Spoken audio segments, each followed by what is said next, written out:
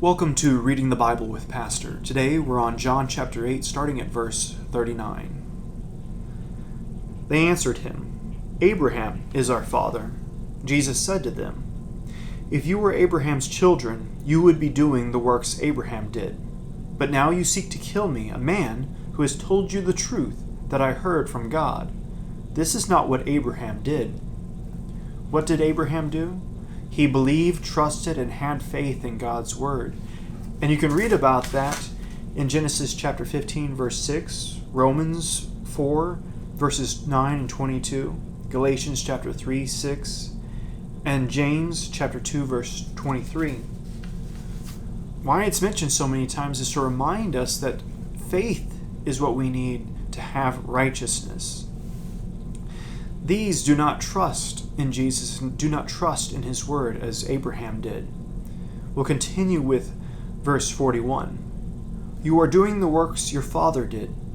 They said to him, "We were not born of sexual immorality. We have one Father, even God." Jesus said to them, "If God were your Father, you would love me, for I came from God and am here. I came not of my own accord, but he who sent me.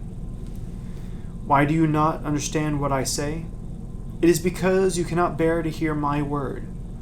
You are of your father, the devil, and your will is to do your father's desires. He was a murderer from the beginning and does not stand in the truth, because there is no truth in him. When he lies, he speaks out of his own character, for he is a liar and the father of lies. But because I tell the truth, you do not believe me. Which one of you convicts me of sin? If I tell the truth, why do you not believe me?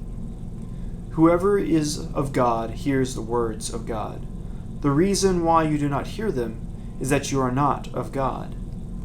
Jesus is saying that they do the work of the flesh, that is, the work of the devil, in that they follow and do his will, not the Father in heaven's will.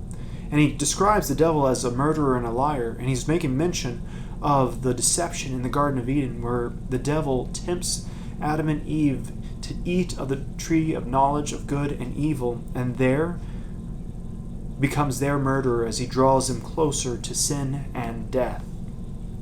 We'll continue with verse 48. The Jews answered him, "Are we not right in saying that you are a Samaritan and have a demon?"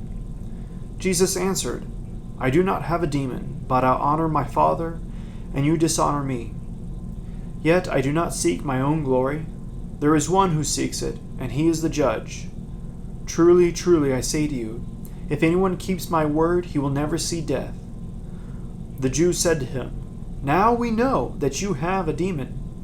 Abraham died, as did the prophets. Yet you say, if anyone keeps my word, he will never taste death. Are you greater than our father Abraham, who died? And the prophets died? Who do you make yourself out to be?" And Jesus answered, "If I glorify myself, my glory is nothing.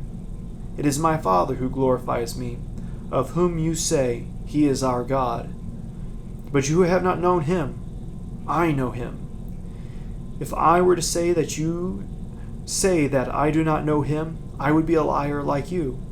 But I do know him, and I keep his word. Your father Abraham rejoiced that he would see my day. He saw it and was glad." So the Jews said to him, "You are not yet 50 years old, and have you seen Abraham?" Jesus said to them, "Truly, truly, I say to you, before Abraham was, I am." So they picked up stones to throw at him, but Jesus hid himself and went out of the temple. Jesus here is saying that he is of the Father's will, and in fact that he is God when he says that even before Abraham was, I am. And he's making reference to Exodus chapter 3, starting at verse 13. And this is Moses before the Lord. Then Moses said to God, "If I come to the people of Israel and say to them, 'The God of your fathers has sent me to you,' and they ask me, 'What is his name?' whom shall I say to them?" God said to Moses, "I am who I am." And he said, "Say this to the people of Israel, I am has sent me to you. God also said to Moses, "Say this to the people of Israel: The Lord, the God of your fathers, the God of Abraham, the God of Isaac, and the God of Jacob, has sent me to you. This is my name forever, and thus I am to be remembered throughout all generations." Jesus here is saying that he is God, and that is why the Jews are about to stone him, because he would be blaspheming. But he really isn't. He is truthfully telling them the truth, that he is God, and that he has power over all things. We'll continue next time with John chapter 9.